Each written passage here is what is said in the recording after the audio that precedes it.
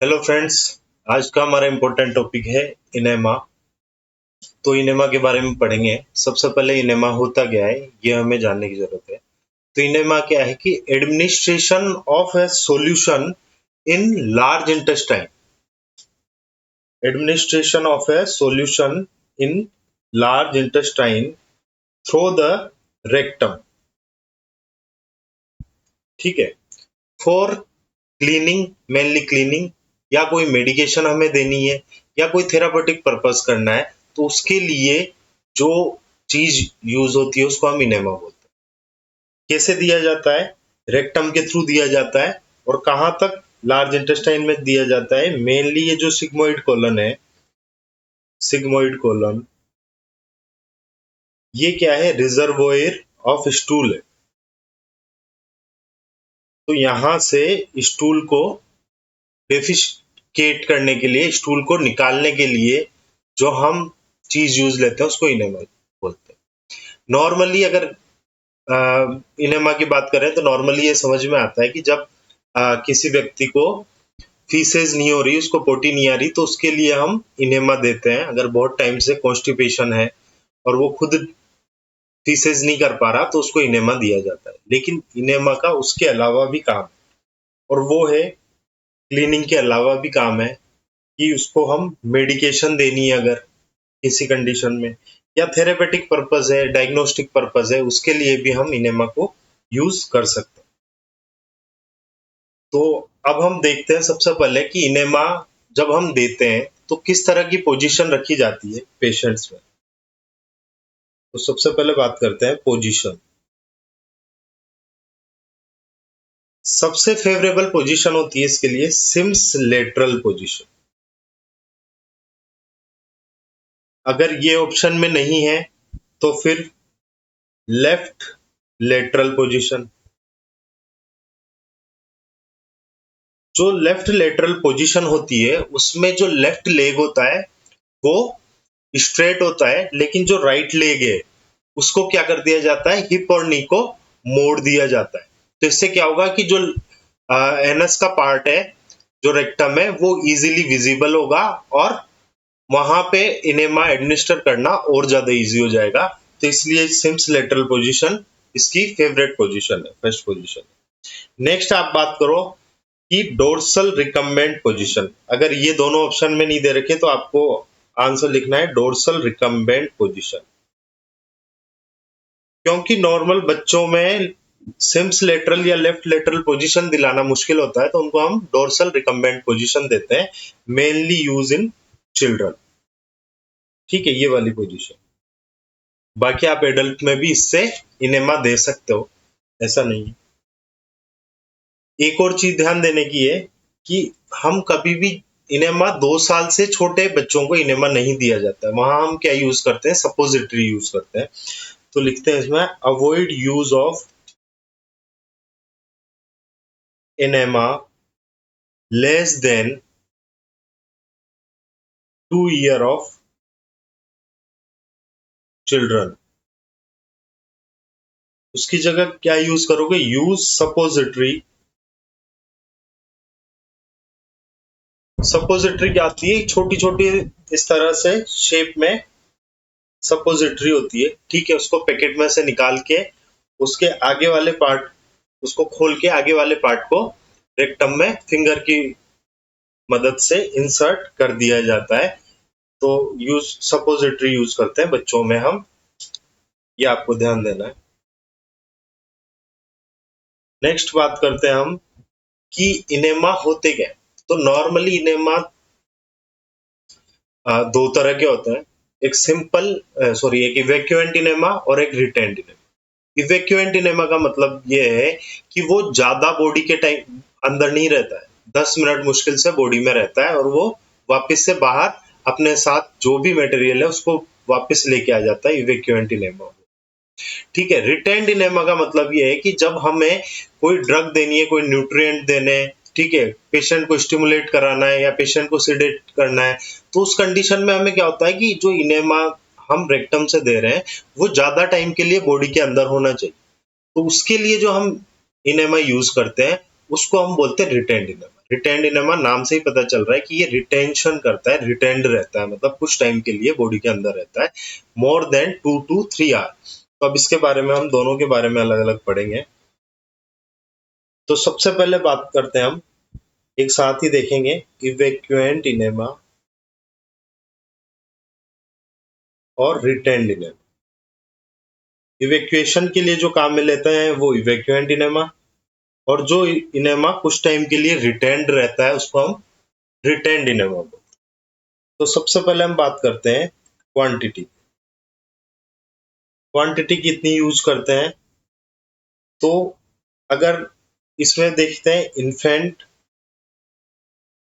Child and adult, ठीक है, इस तरह से हम बांट लेते हैं। तो इन्फेंट में 250 ml इवैक्यूएंट इनेमा यूज में लिया जाता है, चाइल्ड में 250 to 500 ml हमें चाहिए, और एडल्ट में 500 to 1000 ml या उससे ज्यादा भी यूज ले सकते हैं। देखो इवैक्यूएंट इनेमा हमें बॉडी में ज्यादा टाइम के लिए नहीं रखना है, इसलिए क्या है उसकी मात्रा ज्यादा होती है। रिटेंड इनेमा बॉडी में बहुत टाइम के लिए रहेगा, तो इसलिए उसकी क्वांटिटी कम होती है, क्योंकि कम क्वांटिटी बॉडी में स्टे कर पाती है। ज्यादा क्वांटिटी में हम देंगे तो वो बहुत ज्यादा टाइम तक स्टे नहीं कर पाती, और वो वहां से क्या हो जाता है, रिटेन हो जाता है। इसलिए अगर इन्फेंट की बात करें तो लेस देन 50 ml आप यूज करते हो रिटेंड इनेमा का इन्फेंट में, ठीक है। चाइल्ड की बात करें तो चाइल्ड में 50 ml to 100 ml, ठीक है। और अगर एडल्ट की बात करें तो एडल्ट में 100 ml to 150 ml आप रिटेंड इनेमा का यूज करो, ठीक है। ये है क्वांटिटी की बात। क्वांटिटी ज्यादा देनी पड़ेगी इवैक्यूएंट इनेमा में, कम देनी है रिटेंड इनेमा में, क्योंकि वहां पे हमें उसको रिटेंड करना है, रोकना है। अब क्वांटिटी के बाद हम बात करते हैं टाइम की, कितने टाइम के लिए देते हैं, टाइम ड्यूरेशन क्या है। तो मैंने आपको बताया कि जो इवैक्यूएंट इनेमा है वो कम टाइम के लिए रहेगा, है ना। कम टाइम के लिए कितना रहेगा, मैक्सिमम ये मान लो आप 10 मिनट, या यूं मान लो कि 10 मिनट तक इवैक्यूएंट इनेमा रहता है। और रिटेंड इनेमा की बात करें हम तो मोर देन 2 to 3 आवर वो रहेगा, उसको हम बोलते हैं रिटेंड इनेमा। जैसे हम न्यूट्रिएंट इनेमा देते हैं पेशेंट में, तो दिन में 3 से 4 बार दिया जाता है, ठीक है। 350 ml करीब तक हम उसमें ये न्यूट्रिएंट डाल सकते हैं, तो पर्टिकुलर कंडीशन होगी क्योंकि हमें न्यूट्रिशन देना है, तो 3 से 4 बार तक करते हैं हम। लेकिन उसका टाइमिंग कितना होता है, 2 से 3 घंटे या उससे ज्यादा होता है, ठीक। नेक्स्ट हम बात करते हैं टेम्परेचर। तो रिटेंड इवैक्यूएंट इनेमा में टेम्परेचर क्या होगा, टेम्परेचर थोड़ा ज्यादा होगा। ज्यादा इसलिए होगा क्योंकि हमें क्या करना है, बॉडी में उसको जल्दी से निकालना है, उसको इवैक्यूएंट करना है। तो जब हायर टेम्परेचर पे दिया जाएगा कोई भी फ्लूइड एनस के थ्रू, तो वो क्या होगा, वहां पे रिटेन नहीं हो पाएगा और वो जल्दी से बाहर निकल जाएगा, क्योंकि वो वहां पे क्या करेगा, स्टिमुलस करेगा कि ऐसे कोई बाहर की चीज आ गई है, तो उसको जल्दी से जल्दी बॉडी वापस से क्या करेगी, इवैक्यूएट आउट कर देगी। तो इसका टेम्परेचर कितना होता है, इसका टेम्परेचर होता है 105 डिग्री फ़ारेनहाइट से 110 डिग्री फ़ारेनहाइट इन एडल्ट, और 100 डिग्री फ़ारेनहाइट फॉर इन्फेंट और चाइल्ड, ठीक है। 105 से 110 डिग्री फ़ारेनहाइट हम एडल्ट में यूज लेते हैं, और 100 डिग्री करीब हम इन्फेंट या चाइल्ड में यूज लेते हैं, क्योंकि जो एडल्ट है वो टेम्परेचर को थोड़ा ज्यादा सह पाता है, उसको इवैक्यूएंट स्टिमुलेट करने के लिए थोड़े टेम्परेचर की ज्यादा जरूरत होती है, ठीक है। तो यहाँ पे हमने टेम्परेचर रखा 105 से 110 डिग्री फ़ारेनहाइट, और बच्चों में रखा 100 डिग्री, या इन्फेंट में रखा 100 डिग्री फ़ारेनहाइट। अब हमें रिटेंड इनेमा के टेम्परेचर की बात करनी है। तो रिटेंड इनेमा में हमें टेम्परेचर कितना रखना है कि वो बॉडी में ज्यादा से ज्यादा टाइम पे रहे, वहां पे स्टिमुलस नहीं हो। तो एट बॉडी टेम्परेचर, ये ध्यान देना, एट बॉडी टेम्परेचर, क्योंकि उसको हमें बहुत टाइम तक रखना है बॉडी में, तो इसलिए हम क्या करेंगे, उसको बॉडी टेम्परेचर पे रखेंगे। नेक्स्ट एक और चीज इसमें पूछी जाती है आपसे और बार बार पूछी जाती है, हाइट कितनी रखते हो आप इनेमा के? तो हाइट कितनी रखते हैं? इवैक्यूएंट इनेमा की हाइट रखनी पड़ेगी हमें ज्यादा, क्योंकि वो प्रेशर भी स्टिमुलस करेगा, हीट भी स्टिमुलस करेगी, तो इनेमा केन की हाइट होगी इसमें ज्यादा, और वो होगी 18 इंच। 1 इंच में 2.5 सेंटीमीटर होता है, ये आपको ध्यान रखना है। तो 18 इंच मतलब 45 सेंटीमीटर हाइट होगी इनेमा केन की, ठीक है। और अगर रिटेंड इनेमा की बात करें तो 8 इंच हाइट होगी, क्योंकि उसमें हाइट इतनी रखनी है कि बस वो वहां तक पहुंच जाए, ट्रांसवर्स कोलन तक, उससे ज्यादा हमें हाइट नहीं रखनी। 8 इंच मतलब 20 सेंटीमीटर, ठीक। नेक्स्ट अब बात करते हैं रेक्टल ट्यूब साइज। इन्फेंट में अलग होगी, ठीक है, एडल्ट में अलग होगी, चाइल्ड में अलग होगी, लेकिन चाहे इनेमा कोई सा भी हो, क्योंकि रेक्टल ट्यूब की साइज देख रहे हैं हम यहाँ पे सब, क्योंकि हमें क्या करना है, रेक्टल के थ्रू फ्लूइड देना है, इनेमा देना है, तो उसकी साइज रिटेंड या इवैक्यूएंट के हिसाब से अलग अलग नहीं होगी। किस हिसाब से अलग होगी? एज ग्रुप के हिसाब से, ठीक है। तो रेक्टल ट्यूब साइज, इसमें हम बात करें एडल्ट की, एडल्ट की होती है 22 टू 30 फ्रेंच। हम बात करें चाइल्ड की, तो चाइल्ड में होती है 14 टू 18 फ्रेंच। और अगर हम इन्फेंट की बात करें तो इन्फेंट में होती है 12 फ्रेंच। ये रेक्टल ट्यूब की साइज है। ये भी आपसे पूछा जाता है कि एडल्ट में आप कितने रेक्टल ट्यूब की साइज इंसर्ट करो, कितना रेक्टल ट्यूब की साइज चाहिए आपको, इन्फेंट में कितनी चाहिए? 14 से 18 चाहिए चाइल्ड में, ठीक है, तो इन्फेंट में 12 चाहिए, ये आपको ध्यान देना। अब इंसर्जन कितना करते हैं, इंसर्ट कितना करोगे? तो अगर एडल्ट की बात करें तो एडल्ट में ज्यादा करेंगे, है ना। एडल्ट में करते हैं 3 से 4 इंच। अगर आपसे सेंटीमीटर में पूछा जाए तो आप बता सकते हो 2.5 सेंटीमीटर के अकॉर्डिंग 10 सेंटीमीटर तक करेंगे। 1 इंच बराबर 2.5 सेंटीमीटर, ये ध्यान रखना, बार बार पूछ रहे हैं अपने से, है ना। और अगर हम बात करें इन्फेंट या चाइल्ड की, तो इनमें हम यूज करते हैं 1 to 1.5 इंच, इतना इंसर्ट कर, कम इंसर्ट करेंगे बच्चा छोटा है तो, और अगर बड़ा है एडल्ट है तो उसमें ज्यादा इंसर्ट करेंगे 3 से 4 इंच। नेक्स्ट, रेक्टल ट्यूब की साइज आपने पढ़ ली, अब पढ़ेंगे हम इंडिकेशन। कब कब आप इनेमा यूज करते हो? तो सबसे पहले आपको पता है कि कॉन्स्टिपेशन की कंडीशन है तो इनेमा यूज करते हैं। आपको पता है कि अगर कोई भी सर्जरी हो रही है तो उससे पहले, अगर वहां वो सर्जरी कॉन्ट्राइंडिकेटेड नहीं है इनेमा यूज करने के लिए, तो हम इनेमा यूज करेंगे, ठीक है। बॉल मूवमेंट, बॉल को पूरा खाली कर लेंगे, ठीक है। या बिफोर सिग्मोइडोस्कोपी, ये एक प्रोसीजर है, इसके अलग से क्वेश्चन आता है इसलिए लिख रहा हूं मैं, कि जब भी हम सिग्मोइड कोलन को देखना है या रेक्टम को देखना है तो हमें क्या करना पड़ेगा, उसको पूरा वॉश आउट करना पड़ेगा। वॉश आउट कैसे करते हैं हम? इनेमा के थ्रू। तो ये इंडिकेशन है, ठीक है। हम जब भी इनेमा यूज करते हैं तो ये इंडिकेशन होने चाहिए। नेक्स्ट, कॉन्ट्रा इंडिकेशन टाइप हम पढ़ेंगे, पहले हम ये देख लेते हैं कि कब कब जो मेजर क्वेश्चन पूछे जाते हैं इनेमा में, टाइप के अलावा, टाइप में से हमसे सिर्फ ये पूछा जाता है कि ये इनेमा किस लिए यूज होता है, नॉर्मली यही पूछा जाता है। तो इसके अलावा रेक्टल ट्यूब की साइज क्या है, रेक्टल ट्यूब को कितना इंसर्ट करना है, ये सब चीज हम देख रहे हैं।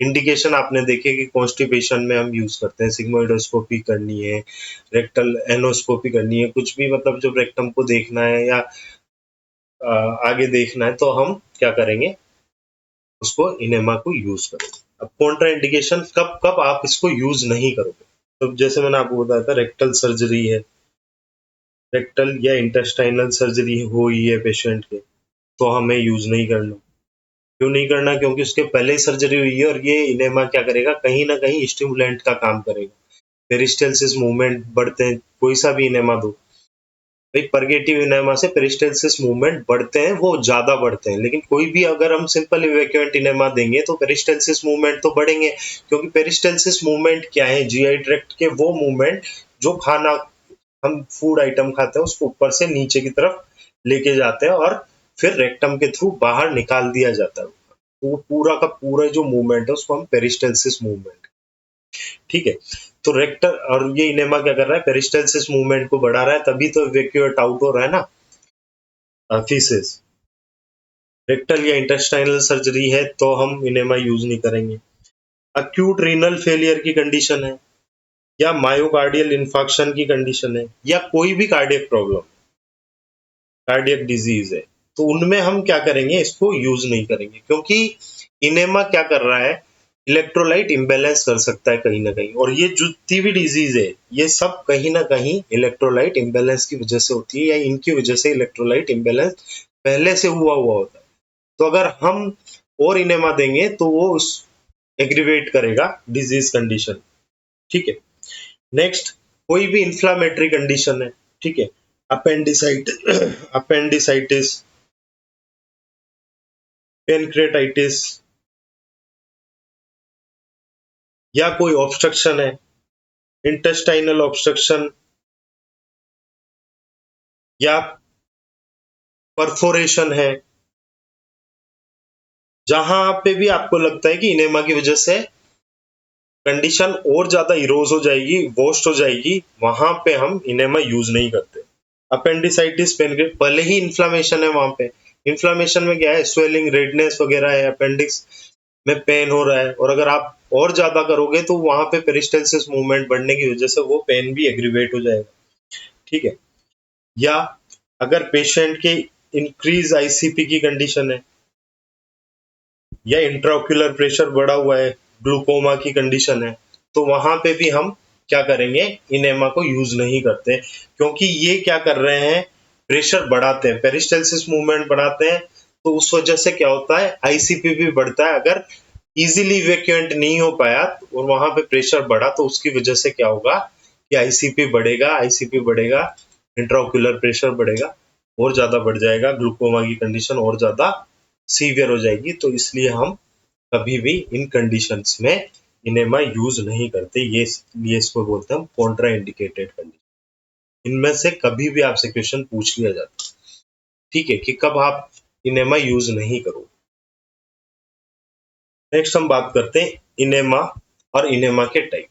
मैंने आपको बताया इनेमा का मतलब था कि जब भी हम रेक्टम के थ्रू फ्लूइड डालते हैं और वो कहाँ जाता है, लार्ज इंटेस्टाइन में जाता है, उसका काम क्या है, या तो वो इवैक्यूएशन के काम आ रहा है, या वो मेडिकेशन के काम आ रहा है, डायग्नोस्टिक पर्पस, थेरेपेटिक पर्पस, किसी भी यूज के लिए हम इनेमा यूज कर सकते हैं। ये इनेमा का मतलब। दो तरह के इनेमा होते हैं, evacuant enema, retained enema. Evacuant enema में हाइट आपको बताए, इवैक्यूएंट इनेमा की हाइट है 18 इंच, ठीक है। इसकी है 8 इंच रिटेंड इनेमा की, ठीक है, 8 इंच यानी 20 सेंटीमीटर। दूसरा आप बात करो कि इसको कितने टाइम के लिए दिया जाता है, तो 10 मिनट ये अंदर रहता है, और ये 2 से 3 घंटे या उससे भी ज्यादा अंदर रहता है, ठीक है। तो इस तरह से हम बात करेंगे। सबसे पहले हम बात करते हैं इवैक्यूएंट इनेमा। इवैक्यूएंट इनेमा में टाइप होते हैं, सिंपल इवैक्यूएंट इनेमा, कोल्ड या आइस इनेमा, और तीसरा है मेडिकेटेड इनेमा, ठीक है। तो अगर सिंपल इनेमा की, सिंपल इवैक्यूएंट इनेमा की बात करें तो सिंपल इवैक्यूएंट इनेमा हम देते हैं पेशेंट को, और किस लिए देते हैं कि ताकि उसके जो भी फीसेस है वो आउट कर सके, ठीक। तो नेक्स्ट दूसरा कोल्ड या आइस इनेमा, वो जो कोल्ड या आइस सिनेमा है इसका टेम्परेचर अलग होगा। क्यों? क्योंकि इसका क्या है, टेम्परेचर ही कम है। कोल्ड किस लिए देते हैं हम, मेनली फीवर की कंडीशन में देते हैं। सिंपल इवैक्यूएंट इनेमा कब देते हैं हम, कॉन्स्टिपेशन की कंडीशन में देते हैं। सोप और वाटर को दिया जाता है सिंपल इवैक्यूएंट इनेमा में, या एनएस साथ में दी जाती है, ठीक है। तो कोल्ड और आइस इनेमा का टेम्परेचर होता है 65 टू 85 डिग्री फ़ारेनहाइट, तभी तो इसको कोल्ड इनेमा बोलोगे। और ये नॉर्मली किन पेशेंटों में दिया जाता है, जब उसके बहुत ज्यादा हाई ग्रेड फीवर है, ठीक है, तो उसको हम क्या कर रहे हैं, पैरासीटामोल दे रहे हैं, कोल्ड स्पंजिंग कर रहे हैं, लेकिन उससे भी इफेक्ट नहीं आ रहा, तो हम क्या करेंगे, साथ में कोल्ड इनेमा का भी यूज कर सकते हैं। और इवैक्यूएंट इनेमा का तीसरा टाइप है मेडिकेटेड इनेमा। मतलब आप कोई मेडिकेशन देके इनेमा दे रहे हो, इनेमा में मेडिकेशन का यूज कर रहे हो, तो हम उसको बोलते हैं मेडिकेटेड इनेमा। सबसे पहले हम बात करते हैं परगेटिव इनेमा। परगेटिव इनेमा नाम से समझ में नहीं आता है ना, इसीलिए इससे क्वेश्चन पूछा जाता है कि परगेटिव इनेमा का मतलब क्या है। तो परगेटिव इनेमा करते हैं हम to induce peristalsis movement, peristalsis movement को बढ़ाने के लिए। सिंपल इवैक्यूएंट इनेमा के बाद जो इनेमा यूज लिया जाता है वो होता है परगेटिव इनेमा, ठीक है। आपसे सिर्फ ये पूछा जाता है परगेटिव इनेमा क्या यूज करता है, पेरिस्टेल्सिस मूवमेंट बढ़ते हैं, क्या होता है उससे, सिडेशन के लिए यूज लेते हैं, किस लिए यूज लेते हैं, तो आपको एक सिंपल टिक करना है कि to induce peristalsis movement, direct question बनता है। एंटी हेलमिंथिक की बात करें तो किल इंटेस्टाइनल पैरासाइट, इंटेस्टाइन के अंदर जो पैरासाइट्स हैं उनको किल करने के लिए हम एंटी हेलमिंथिक इनेमा यूज लेते हैं, ठीक है। नेक्स्ट इनेमा की बात करते हैं कार्मिनेटिव इनेमा। कार्मिनेटिव इनेमा का दूसरा नाम है एंटी स्पाज्मोटिक इनेमा। इस नाम से भी ये क्वेश्चन पूछा जाता है, ठीक है। तो कार्मिनेटिव इनेमा का क्या काम है, to relieve gaseous distension, gas को गैस से डिस्टेंशन हो रखा है। गैस कहाँ पे होती है, मेनली स्टमक के फंडस पार्ट में होती है, और वो बढ़ते बढ़ते उस कहाँ तक, लार्ज इंटेस्टाइन तक होगी, पूरा ऐसा लग रहा है कि बहुत ज्यादा गैस हो गई है पेशेंट के अंदर और वो गैस से परेशान हो रहा है, तो हम उसको एंटीस्पाज्मोटिक इनेमा या कार्मिनेटिव इनेमा देते हैं। इसके लिए फ्लेटस ट्यूब भी यूज आती है, उसके बारे में हम बात करेंगे। एस्ट्रिंजेंट इनेमा, एस्ट्रिंजेंट इनेमा का क्या मतलब है कि to reduce inflammation.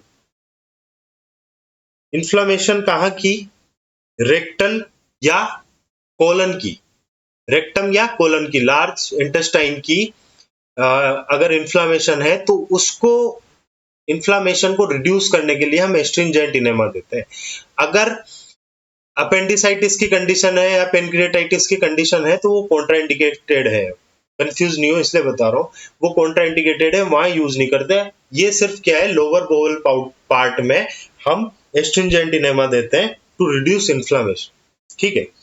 Oil enema, अच्छा जो ये ऑयल इनेमा है ये क्या है कि है तो इवैक्यूएंट इनेमा का पार्ट, लेकिन फिर भी ये कहीं ना कहीं रिटेंड इनेमा की तरह काम करता है, क्योंकि ऑयल इनेमा क्या है, हमें सॉफ्ट करना है। ऑयल इनेमा में हमें टाइम ज्यादा देते हैं हम, तो इसमें क्या है कि इसका जो हाइट अगर अलग से पूछा जाए तो हाइट कितनी होती है, वही 8 इंची होती है, ठीक है। 2 to 3 आवर तक हम 2 घंटे तक मेनली ऑयल इनेमा यूज लेते हैं। इसमें कास्टर ऑयल, ओलाइव ऑयल, ये ऑयल्स डाले जाते हैं, ठीक है। और ये किस लिए करते हैं, जब हम सिंपल इवैक्यूएंट इनेमा दे रहे हैं और वो सिंपल इवैक्यूएंट इनेमा यूज नहीं हो पा रहा है, क्योंकि जो स्टूल है वो बहुत ज्यादा हार्ड है, तो स्टूल को सॉफ्ट करने के लिए, टू सॉफ्टन स्टूल, इसलिए दिया जाता है, ठीक है।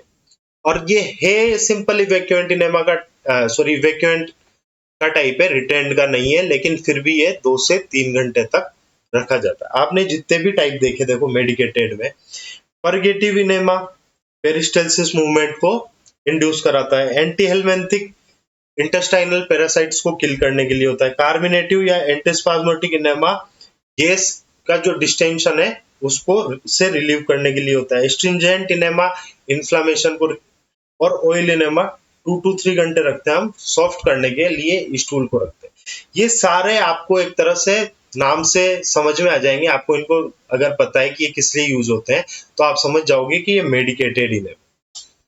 ठीक है, इवेक्युएंट इनेमा सबसे ज्यादा, अगर सिंपल बात करें कि इनेमा आपसे बोला जाए तो आपको समझना है इवेक्युएंट इनेमा। पर्पस क्या है? To treat constipation, stimulate defecation.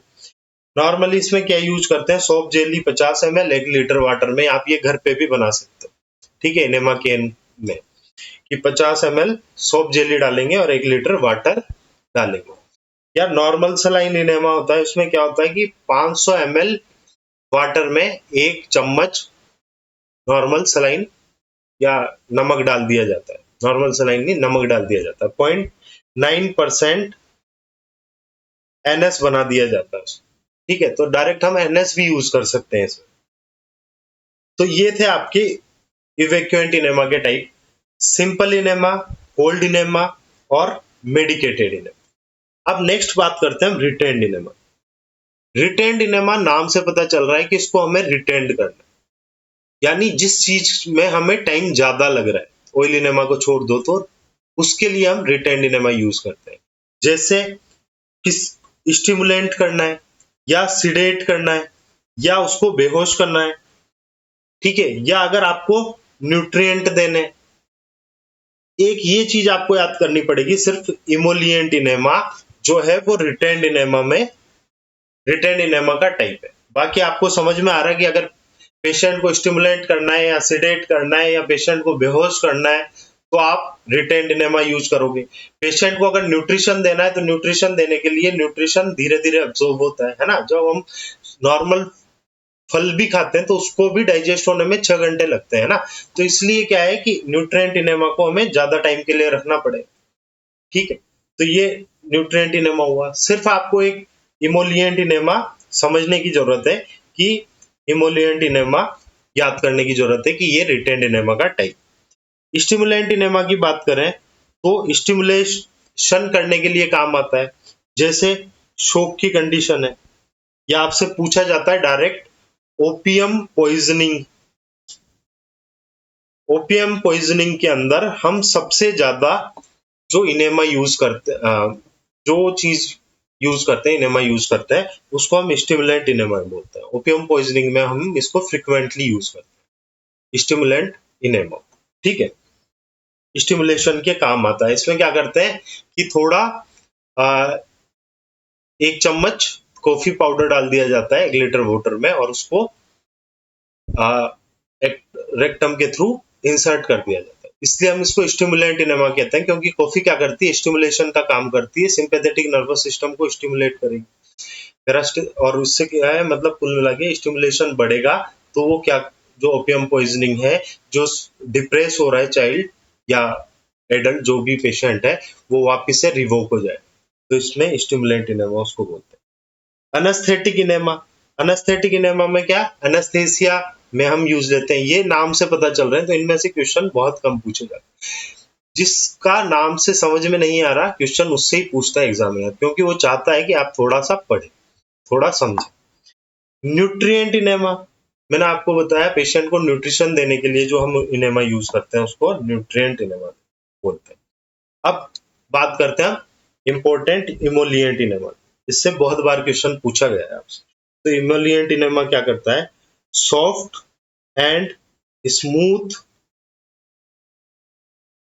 The intestinal mucous membrane.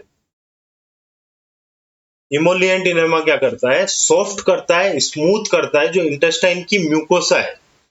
ठीक है, म्यूकोसा, सब म्यूकोसा लेयर होती है इंटेस्टाइन में, तो इंटेस्टाइन की जो म्यूकोस लेयर है उसको सॉफ्ट करने का काम करता है। ठीक है, सिडेटिव इनेमा आपको नाम से ही पता चल रहा है कि ये सिडेशन के लिए यूज में लिया जाता है। नेक्स्ट एक और इनेमा होता है, वो होता है बेरियम इनेमा। बेरियम इनेमा हम किस लिए यूज में लेते हैं? डायग्नोस्टिक पर्पस के लिए। इसमें क्या किया जाता है? बेरियम डाला जाता है। जैसे अगर पेप्टिक अल्सर की कंडीशन है तो हम क्या करते हैं? बेरियम मील देते हैं, और वो मील जब अंदर जाता है फिर हम एक्सरे या अल्ट्रासाउंड की वजह से उसकी पिक्चर्स लेके देखते हैं कि कहाँ कहाँ पे वो बेरियम रुका हुआ है, तो हमें पता लग जाता है कि वहां पे बेरियम रुका है। इसका मतलब वहां या तो परफोरेशन है या जो इंटेस्टाइन की म्यूकोसा है वो कटी फटी है, वहां पे क्या है, कुछ ना कुछ दिक्कत है। बेरियम वहां पे अलग से चमक जाता है क्योंकि रेडियो एक्टिव होता है ना, तो वो अलग से चमक जाता है, इजीली हमें दिख जाता है। लेकिन यहाँ जो हम बेरियम इनेमा यूज करते हैं, तो मेनली वो बेरियम इनेमा हम क्यों यूज करते हैं कि अगर रेक्टल कैंसर है या कोलन कैंसर है, ठीक है, तो उसको चेक करने के लिए हम बेरियम इनेमा देते हैं। ठीक, तो ये डायग्नोस्टिक पर्पज के लिए यूज होता है। तो ये था आपका आज का टॉपिक इनेमा। देखो छोटा सा टॉपिक है, समझने की जरूरत है, ये कुछ टॉपिक ऐसे हैं जिनमें से हमेशा क्वेश्चन बनते हैं। Okay, thank you.